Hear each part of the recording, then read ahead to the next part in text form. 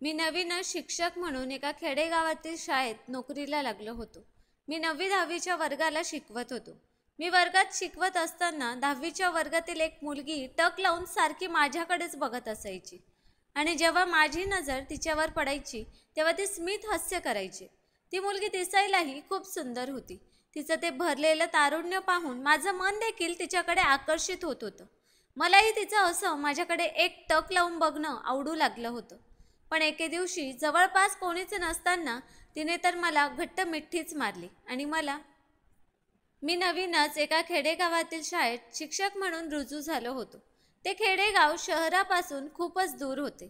मी त्या गावात रूम करून राहत होतो. माझे आई वडील शहरात राहत होते आणि माझे लग्नही झालेले नव्हते, म्हणून घरातील सर्व कामे मलाच करावी लागत होती.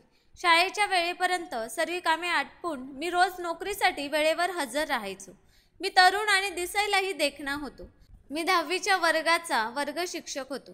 दररोज मी मुलामुलींची हजेरी घ्यायचो. तेव्हा वर्गातील सर्व मुले हजेरीला होकार द्यायची. पण त्यातलीच एक मुलगी खूप वेगळी होती, जी वर्गात हजर असून देखील 3-4 वेळेस नंबर पुकारल्यावरही नाव घेतल्याशिवाय होकारच द्यायची नाही. मला तिच्या या गोष्टीचा खूपच राग यायचा. तेव्हा मी तिला कधी कधी छोटीशी शिक्षाही करायचो. मला त्या मुलीचा रोज त्रास होत होता, म्हणून मी तिच्याकडे बारकाईने लक्ष देण्याचे ठरवले. वर्गात शिकवत असताना आता मी तिच्याकडे हळूहळू चोरट्या नजरेने लक्ष देऊ लागलो होतो. त्या मुलीचं नाव पल्लवी होतं, जी वर्गात बसल्यानंतर तिची पूर्ण नजर माझ्यावरच असायची. मी त्या वर्गाला गणित विषय शिकवायचो. मग मी मुद्दामच शिकवलेले प्रकरणाचे प्रश्न पल्लवीला विचारायचो, पण तिला त्यातलं काहीच कळत नव्हतं. मी विचार करायचो की ती तर माझ्या शिकवण्याकडे एकटक लक्ष देत असते, तरी पण तिला काहीच कसं येत नाही. एकदा मी वर्गात गणिताचा तास घेत होतो, तेव्हा तर पल्लवीने विचित्र कमालच केली.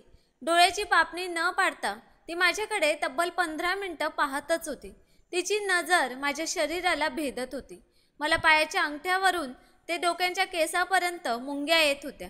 पण वर्गात मी म्हणू शकत नव्हतो की तू असे एकटक माझ्याकडे पाहू नकोस. असंच कोणीतरी आपल्याकडे एकटक पाहत आहे ही जाणीव प्रत्येक माणसाला काहीतरी वेगळी फिलिंग देत असते. मग थोड्या वेळाने जेवणाच्या सुट्टी दरम्यान मी तिला एकट्यात बोलवून घेतलं आणि विचारलं की तू माझ्याकडे अशी एकटक का बघत असतेस. मी तिला म्हणालो की पल्लवी, असे एकटक पाहणं, कोणाकडे पण बघून हसणं हे जरा वेगळंच वाटतं.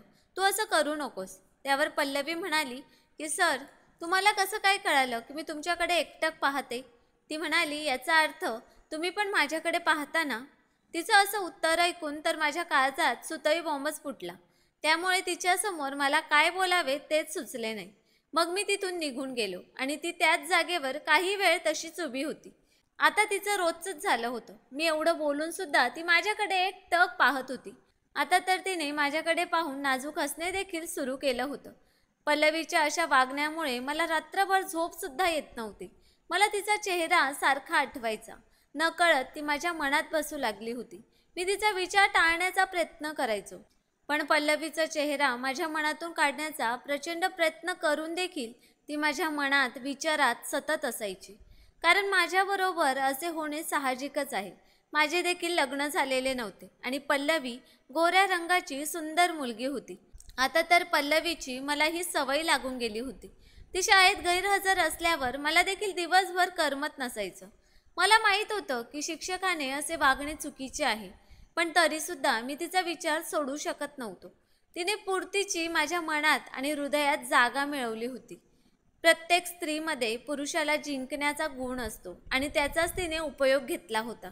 आता तर मी सुद्धा तिच्याकडे पाहू लागलो होतो.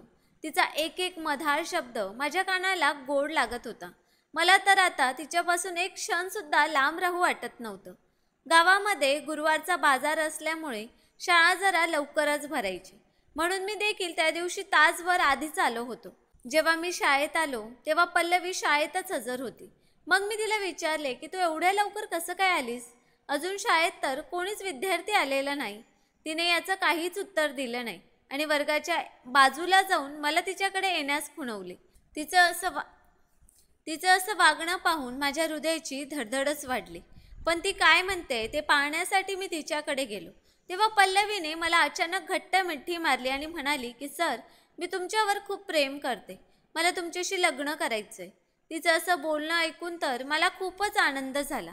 मला असं होणं साहजिकच होतं. एवढी तरुण मुलगी आपण होऊन एखाद्या पुरुषाला प्रेमाचा प्रस्ताव मांडत आहे, मग कुठल्या पुरुषाला आनंद होणार नाही. ज्यावेळेस तिने मला मिठी मारून मला प्रपोज केलं, त्यावेळेस मी स्वतःला जगातला सर्वात नशीबवान पुरुष समजू लागलो होतो. कारण हे सुख प्रत्येकाच्या नशिबात नसतं. एखाद्या पुरुषाला एखादी तरुण स्त्री आपलं सर्वस्व अर्पण करते, तो क्षण निराळाच असतो. तिच्या त्या छोट्याशा मिठीमध्ये मी स्वर्गाचं सुख अनुभवलं होतं. नंतर थोड्याच वेळात मी भानावर आलो. मला सत्य परिस्थितीची जाणीव झाली आणि मी तिला मागे सारले. तशी ती पण भानावर आली आणि लाजून गालातल्या गालात हसत तिथून निघून गेली. ती एक छोटीशी विद्यार्थिनी आहे हे मी माझ्या मनाला समजावलं आणि माझ्या डोक्यात वेगळंच वादळ सुरू झालं. मी बळजबरीने कसाबसा तिच्या मस्त मिठीतून सुटलो आणि त्याच दिवशी शाळेला रजा टाकून घरी गेलो. मी निवांत खुर्चीवर बसलो आणि विचार करू लागलो होतो की तेवढ्यात पल्लवी तिथे आली. तिला बघून मला खूप आश्चर्य वाटले. मी तिला म्हणालो, तू इथे काय करत आहेस? तुला काही हवं आहे का? माझं काहीच बोलणं न ऐकता ती सरळ माझ्या घरात गेली. मला आता खूप भीती वाटत होती. कोणी बघितलं तर काय म्हणतील? त्यात मी त्या घरात एकटाच राहत होतो. मी पटकन उठून आतमध्ये गेलो आणि तिला म्हणालो की जर तुझं काही काम नसेल तर तू आत्ता लगेच तुझ्या घरी निघून जा. लोक काय म्हणतील? तू माझ्यापेक्षा खूप लहान आहेस. हे कसं शक्य होईल? शिक्षक आणि विद्यार्थिनीचा संबंध कसा पाहिजे? जर मी तुझ्या प्रेमाचा प्रस्ताव मान्य केला तर जगामध्ये लोकांचा सर्व शिक्षकांवरून विश्वासच उडेल. परत त्यात जातीपातीचा प्रश्न आणि त्यात तू वयानेही खूपच लहान आहेस. पण हे सर्व ऐकण्याआधीच तिने मला घट्ट मिठी मारली होती. माझे शब्द अडखळत होते. माझे काळी जोरजोराने धडधडत होते. माझे शरीर माझ्या कंट्रोलमध्ये नव्हते. तिचे लुसलुशीत तारुण्य माझ्या डोळ्यांपासून जातच नव्हते. थोड्या वेळ आम्ही दोघं एकमेकांच्या मिठीत भान हरपून बसलो होतो. अजून थोडा वेळ झाला असता तर मी काहीतरी चुकीचं करून बसलो असतो. पण मी स्वतःवर आवर घातला, कारण शेवटी मी एक शिक्षक होतो. मन मारून मी तिला माझ्यापासून दूर केलं आणि तिला तिथून जायला सांगितलं. तर ती रडू लागली आणि म्हणाली की तुम्ही जर माझ्याशी लग्न केलं नाही तर मी आत्महत्या करेन, आणि तिथून निघून गेली. मला काय करावे कळेना. ही गोष्ट कोणाला सांगण्यासारखी देखील नव्हती. जर ही गोष्ट कोणाला कळाली तर मोठा गोंधळ उडेल. पल्लवीने काही चुकीचं पाऊल उचलण्या अगोदर मलाच काहीतरी करावं लागणार होतं. मग मी पल्लवीपासून लांब राहण्याचा निर्णय घेतला. मी आता स्वतःच माझ्या प्रेमाचा त्याग करून टाकणार होतो.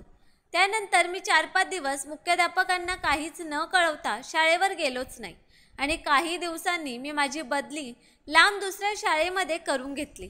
आता या गोष्टीला 6 वर्ष निघून गेली आहेत. माझे लग्नही झाले आहे.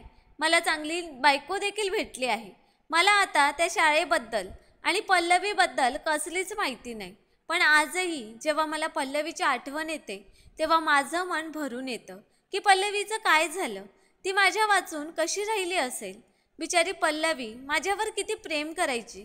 तिलासुद्धा माझ्या विरहाचा प्रचंड त्रास झाला असेल.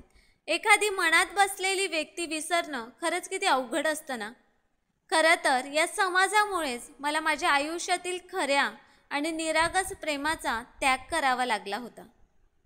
तर मित्रांनो, स्टोरी कशी वाटली ते कमेंट करून नक्कीच सांगा. आम्ही नेहमीच तुमच्या कमेंट्स आणि लाईकची वाट बघत असतो. आणि स्टोरी आवडली असेल तर चॅनलला सबस्क्राईब करायला पण विसरू नका. धन्यवाद.